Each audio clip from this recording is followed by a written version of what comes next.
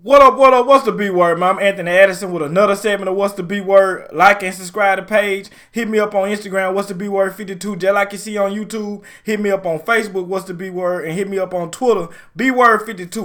And y'all already know what's going on with me, baby.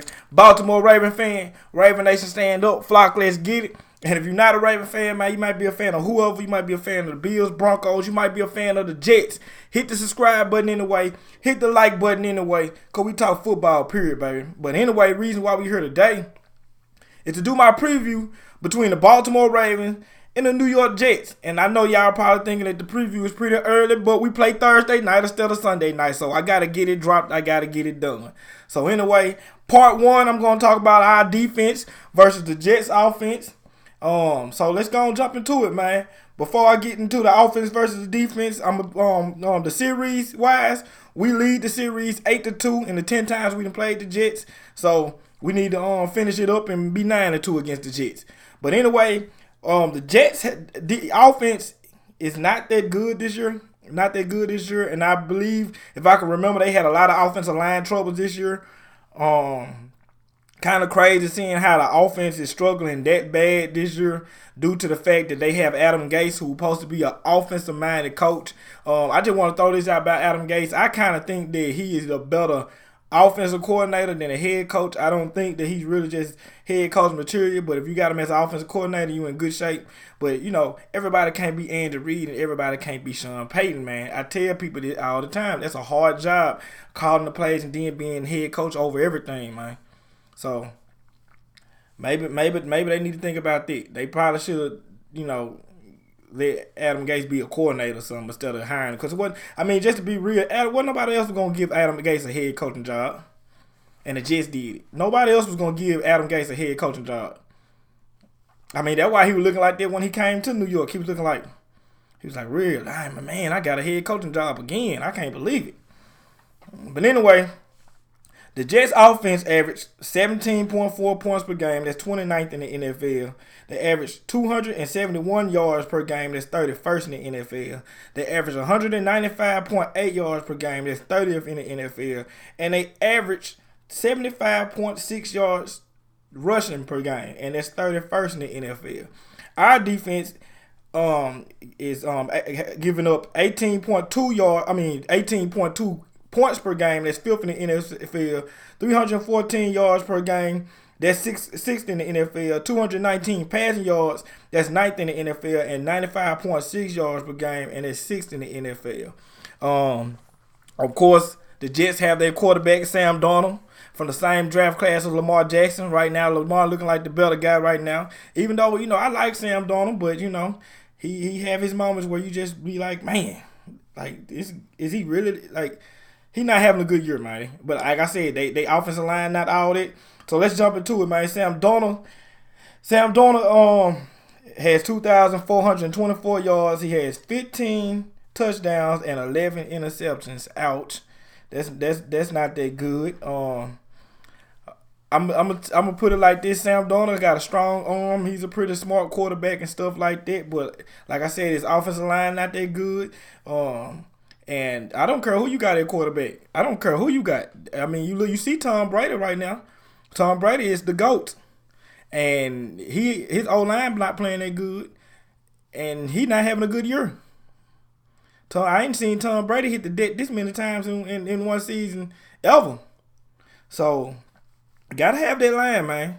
And that's what we're going to start off with first. I brought up Sam Darnold's stats, but I'm going to talk about the line. This is another game that we need to have a game like we had last week. Or we have a game like we did against Houston. This is a game where we need to dominate up front. And when I say dominate up front, I want 6 or 7 sacks again. I want to see that quarterback on the ground again. Because they O-line is not good. We should not struggle with a struggling offensive line. We did a good job last week. We just gotta keep on building, man.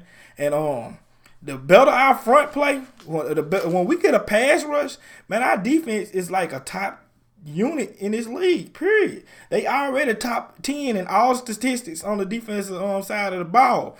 But like when our pass rush play well, we like top 5 easily because our back end is so deep and so good, and they never out of place. So we need another Judon showing. We need to see Judon again. I want to see Ferg get a couple of sacks back there. I want to see Bowser get something like that. We're going against an offensive line that is not that good. Since we're talking about the offensive line, I'm gonna put this in perspective with Sam Darnold.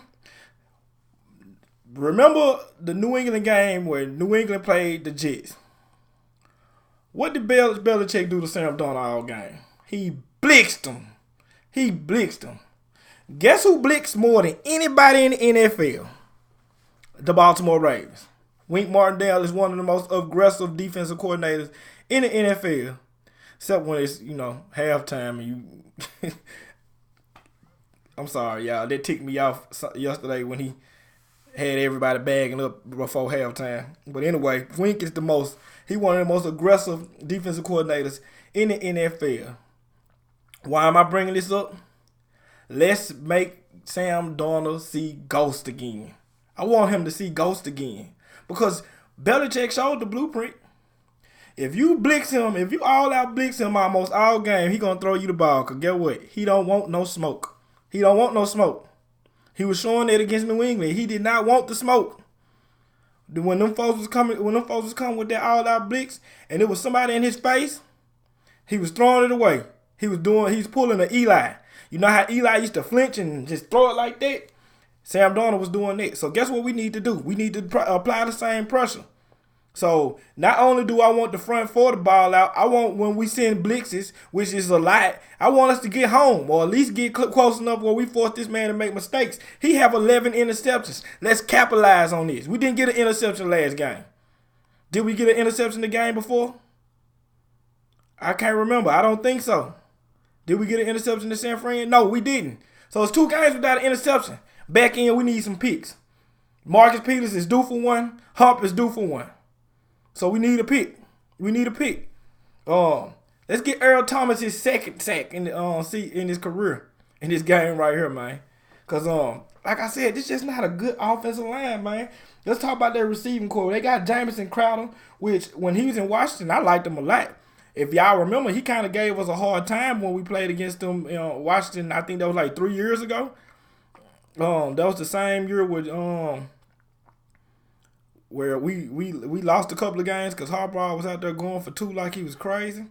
I think that was like 3 years ago when we was playing the NFC East. Yeah, that was 3 years ago. That was Dak Prescott in them first season, like 3-4 years ago, something like that. But Jamison Crowder is nice. He's nice. He's a real shifty guy, but he's something that I don't see that we'll just have that much of a problem with. We wouldn't just have that much of a problem with Jamison Crowder, especially if we turn that quarterback up. Defensive key point of the game against the Jets is to make Sam Darnold uncomfortable because he panics on pressure. He panics. He just panics, man. I've seen it time and time again. He just panicked. We just need to go smack him in the mouth. That's just the key to the game. Jameson won't get done if we smack him in the mouth. Jameson got 600 yards, 3 touchdowns. They second leading receiver is Le'Veon, which we don't even know if Le'Veon gonna play or not. But we familiar with Le'Veon. We know what Le'Veon do. So we need to, if he is playing, we need to be point emphasis on Le'Veon. When it's not more like when he running the ball, but when they spread him out. When they spread Le'Veon out, that's when Le'Veon is the most dangerous.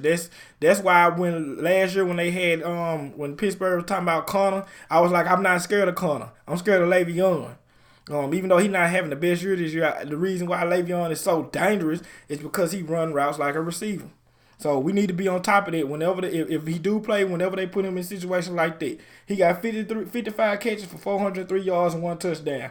Not typical Le'Veon Bell numbers, but like I said, when the offensive line playing the way it's playing and your offense just that bad, you're not going to have that great of a season, and I'm going to expect your numbers to look that good. The next best receiver is Robbie Anderson with 43 receptions, 662 yards, and 4 touchdown catches. Now, Robbie Anderson is their speed guy. He can fly. Now, we got to keep an eye on him, too.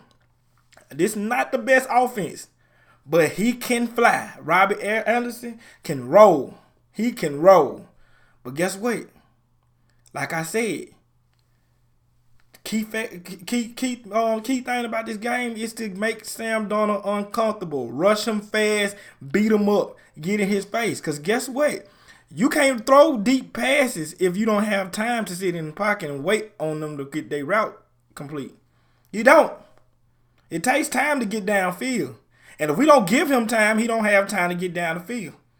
So I think personally that our DBs will do a good job on Robbie Anderson anyway. I mean, we done played better combinations of receivers, but still, we got to get in Sam Darnold's face. If we give Sam Darnold a hard time and get all up in his face, this game is won just on the defensive side of the ball. Because I'm gonna touch up on the Jets defense versus our offense, but rushing wise, we might have a hard time again. Because the Jets surprisingly got a good rushing defense, and I touch up on it on part 2. But anyway, we talking about the offense and stuff like that. We on part 1. But we need a defense to come up with another big game.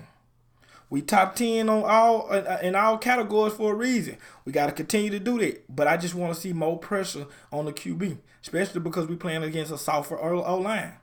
Let's take advantage of it. We took advantage of with the Bills when we got 6 sacks. We took advantage of with Houston when we got I think it was like 8 or something like that. We got to take advantage when we play against these Jets because their O-line is not good. Their offense is not good. We keep them on one side of the field all game. I mean, I remember when Ray Lewis said it, man. They can't win if they can't score. They can't win if they can't score. So guess what? Defense, I'm calling y'all out again. I need defense to have I want the word of the game is beast. I want y'all to be beast. I want y'all to be beast. That's what I need y'all to be. To the running attack, like I said, man, the running attack is 31st in the NFL, which means the running attack is not good at all. Le'Veon Bell only has 589 yards and 3 touchdowns. He averaging 3.2 yards per carry, which Le'Veon was never really a good back when it came to average yards. He get his yards in spurts when he make them, plays that only Le'Veon Bell can make. But due to the fact that they O-line playing the way they playing, and our run defense is so solid, we should be able to keep Le'Veon Bell in check. We should be able to keep him in check. But we got to watch out. And I'm gonna say this until we be ready for it. Because we got hit with it a couple of times against the Bills.